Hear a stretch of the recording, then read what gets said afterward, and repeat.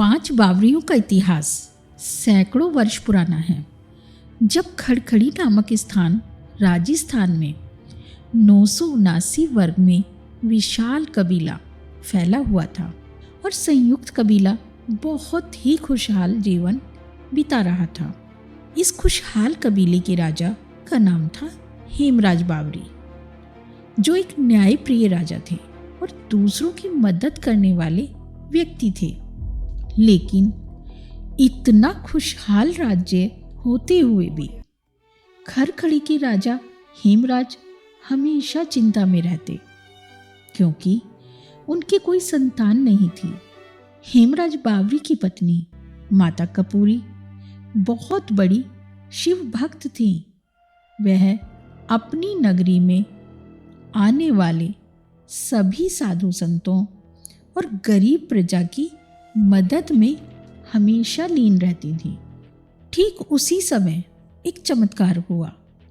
खड़खड़ी गांव में एक साधु ने अपनी मंडली के साथ आकर डेरा लगाया और वहां पर धूना लगाकर बैठ गए।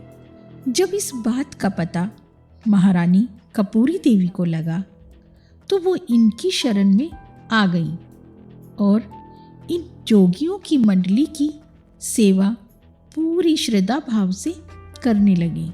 जब माता कपूरी ने इन नाथों की सेवा कर वापस जा रही थी, तब उनकी आंखों में आंसू थे। तभी साधु ने माता से दुखी होने का कारण पूछा।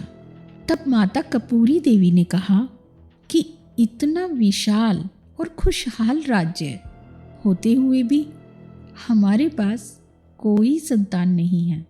इसके बाद साधु ने माता को वरदान दिया कि तुम्हारे 2 पुत्र होंगे और साथ ही उन्होंने शर्त भी रखी कि तुम्हें अपने एक पुत्र को धूने पर चढ़ाना होगा। इसके बाद माता कपूरी को 9 महीने बाद 2 पुत्र प्राप्त हुए। तब माता कपूरी अपने एक पुत्र और पति हेमराज को लेकर उन साधु जी के पास गई। तब साधु ने माता कपूरी को आदेश दिया कि तुम अपने पुत्र को हमारे धूने में चढ़ा दो।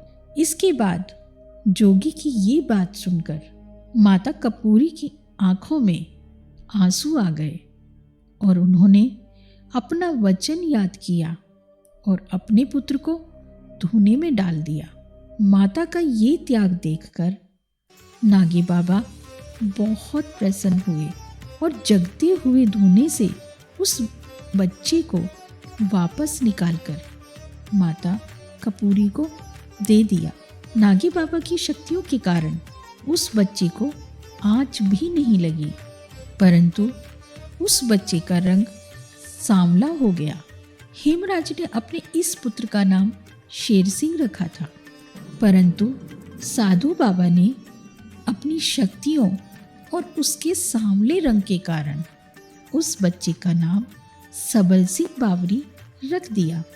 इसके बाद साधु बाबा ने माता कपूरी और राजा हेमराज को उनकी श्रद्धा से प्रसन्न होकर उन्हें ये वरदान दिया कि तुम्हारी कोख से 3 पुत्र 1 पुत्री का जन्म भी होगा। और बाबा ने उन पुत्रों का नामकरण भी किया। उन्होंने कहा कि तुम्हारे बड़े पुत्र का नाम हरि सिंह बावरी, तुम अपने बड़े पुत्र का नाम हरि सिंह बावरी रखना, दूसरे पुत्र का नाम केसरमल रखना और तीसरे पुत्र का नाम जीतमल रखना, चौथे पुत्र का नाम नथमन रखना और लड़की का नाम शेडो रखना।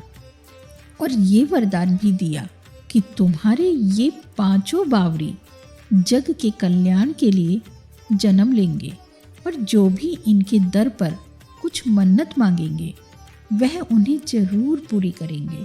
और उन्होंने यह भी कहा कि संसार में रहते हुए बहुत ही शक्तियों को प्राप्त करने के बाद संसार में अमर भी हो जाएंगे। इसके बाद साधु बाबा मुरथल की तरफ रवाना हो गए। साधु बाबा के वरदान के कारण माता कपूरी की कोख से 3 पुत्र और एक पुत्री ने जन्म लिया। कुछ समय बाद 5 भाई जवान हो गए, उनकी बहन भी जवान हो गई। इन 5 बावरियों में इनमें सबसे बड़े भाई हरि सिंह थे। वह मनसा देवी के भगत थे। जब हेमराज अपनी वृद्धावस्था में आ गए तब उन्होंने अपना राजपाट सब अपने बड़े पुत्र हरि सिंह को सौंप दिया। हरि सिंह बावरी को गद्दी संभाले अभी कुछ ही समय हुआ था कि उनके छोटे भाई सबल सिंह और केसरमल ने उनसे शिकार खेलने की आज्ञा मांगी। इसके बाद हरि सिंह से आज्ञा लेकर दोनों भाई शिकार खेलने के लिए जंगल की ओर रवाना हो गए। जब ये दोनों भाई शिकार खेलने के लिए जा रहे थे तब इन रास्ते में माता मनसा का मंदिर दिखाई दिया और ये हाथ जोड़कर माता से मन्नत मांगते हैं कि हे माता रानी, हम आपको कलश की भेंट चढ़ाएंगे यदि आज हमें शिकार मिल जाए। जब वे जंगल में जाते हैं तब उन्हें वहाँ पर कोई भी शिकार नहीं मिलता और माता रानी से नाराज हो जाते हैं और आते समय रानी के मंदिर के ऊपर लगा हुआ कलश उतारने लगते हैं। इसके बाद माता रानी ने अपनी शक्तियों से इन दोनों भाइयों को पत्थर का बना दिया। जब इस बात का पता इनके भाई हरि सिंह को लगा तब वो माता रानी के मंदिर में आकर उनसे क्षमा मांगी, लेकिन माता रानी ने उनकी क्षमा को स्वीकार नहीं की। तब हरि सिंह बावरी ने अपना शीश काटकर माता रानी को भेंट चढ़ा दिया। तब मनसा देवी ने प्रसन्न होकर हरि सिंह को पुनर्जीवित किया और सबल सिंह बावरी और केसरमल बावरी को पहले जैसा बना दिया और उनकी क्षमा को स्वीकार भी किया। माता मनसा देवी ने इन 5 भाइयों को दिव्य शक्तियों का वरदान दिया। फिर इस राज्य में एक दुर्घटना घटी। भूकंप आने के कारण पूरा राज्य तहस नहस हो गया और इस राज्य के साथ साथ माता कपूरी और राजा हेमराज भी चल बसे थे। इस राज्य में कुछ ही नागरिक और सिर्फ 5 भाई और उनकी बहन ही शेष बचे थे।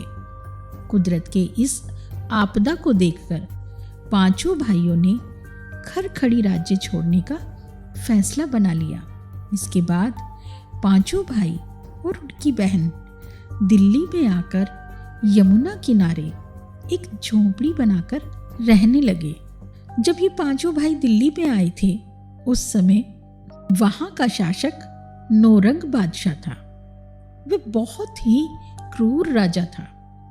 इन 5 भाइयों को दिल्ली में रहते हुए अभी थोड़ा ही समय हुआ था कि इन्हें एक खून से भरा हुआ पत्थर मिला और जिसमें लिखा था कि मैं एक हिंदू लड़की हूँ और ये बादशाह मुझे अपनी हवस का शिकार बनाना चाहता है।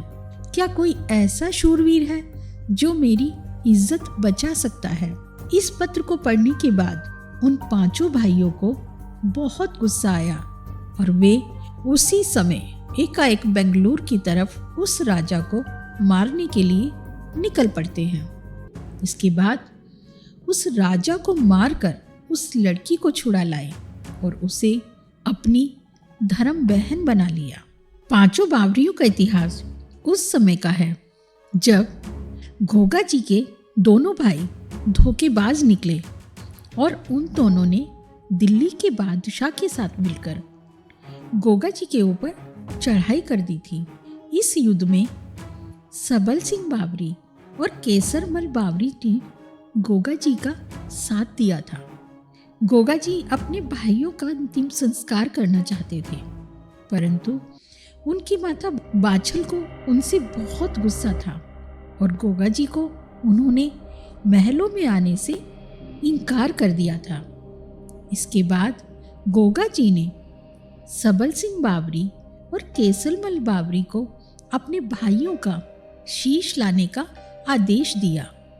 उन दोनों भाइयों ने जोड़ जोगन की शक्ति से अदृश्य होकर उनके भाइयों का शीश लाकर गोगा जी को दिया।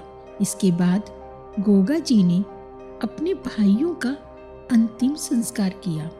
गोगा जी अवतारी थे। इसके बाद गोगा जी ने सबल सिंह बावरी और केसरमल बावरी को प्रसन्न होकर उन्हें 56 कल्पों की शक्ति का वरदान दिया और साथ ही उन्हें ये वचन भी दिया कि धर्म के रास्ते पर चलते हुए यदि तुम में से किसी भी भाई का शीश कट जाए तो मुझे याद कर लेना, मैं फिर से तुम्हें जीवित कर दूंगा। जिस लड़की को उन्होंने धर्म बहन बनाया था उसने उन 5 बावरियों को बताया कि बादशाह अपनी चारपाई के नीचे सोने की ईंट रखकर सोता है और वह कहता है कि जो इन ईंटों को चुरा लेगा उसे आधा राज्य दे दूंगा और उससे अपनी बेटी की शादी भी कर दूंगा। इसके बाद नथमल और चीतमल दोनों दिल्ली की ओर रवाना हो गए और माता रानी के आशीर्वाद से उन्होंने बादशाह के नीचे से वह सोने की ईंटें चुरा ली। जब इस बात का पता बादशाह को चला तो उसने अपनी सेना की एक टुकड़ी को मुरथल की ओर रवाना किया। उस समय बावरियों की बहन शेडो कुएं से पानी भरने के लिए बाहर गई हुई थी। तब मुगलों की सेना ने बावरियों की बहन की इज्जत पर हाथ डाला। जब उन्हें इस बात का पता चला तो उन्होंने बादशाह की कुछ टुकड़ी को मार गिराया और कुछ भाग गए। इसके बाद बादशाह अपने सभी सैनिकों को लेकर बावरियों से युद्ध करने के लिए आ गया। कुछ दिनों की युद्ध के बाद बावरियों के पास हथियार खत्म हो गए। तभी उनकी नजर धोने पर बैठे हुए एक साधु पर पड़ी। ये वही साधु थे जिनके वरदान से इन 5 बावरियों का जन्म हुआ था। साधु बाबा उन बावरियों को पहचान लेते हैं। इसके बाद उन्हें बताते हैं कि तलाई में पड़ी हुई मिट्टी की छोटी छोटी गोलियां तुम अपनी राइफल में भर लेना, वही बारूद का काम करेंगे।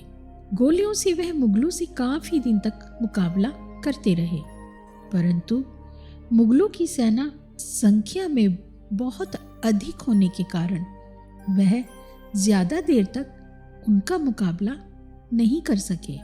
इसके बाद उन्होंने साधु बाबा के वरदान को याद किया। उन्होंने कहा था कि अपनी बहन बेटियों की इन मुगलों के हाथ कभी भी इज्जत मत जाने देना। इसके बाद उन्होंने सबसे पहले अपनी बहन का शीश धड़ से अलग किया। इसके बाद बहन नथिया का शीश काट दिया और उसके बाद 5 भाइयों ने अपना शीश काट लिया। बावरियों के 5 शीश मुरथल में ही रह गए थे।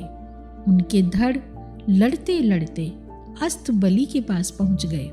इसके बाद अस्तबली पीर ने 5 बावरियों की वीरता को देखते हुए उनके धड़ों को शांत किया और उनको अपनी शरण में रखा। शीश कट जाने के बाद भी 5 भाई अमरता को प्राप्त हुए।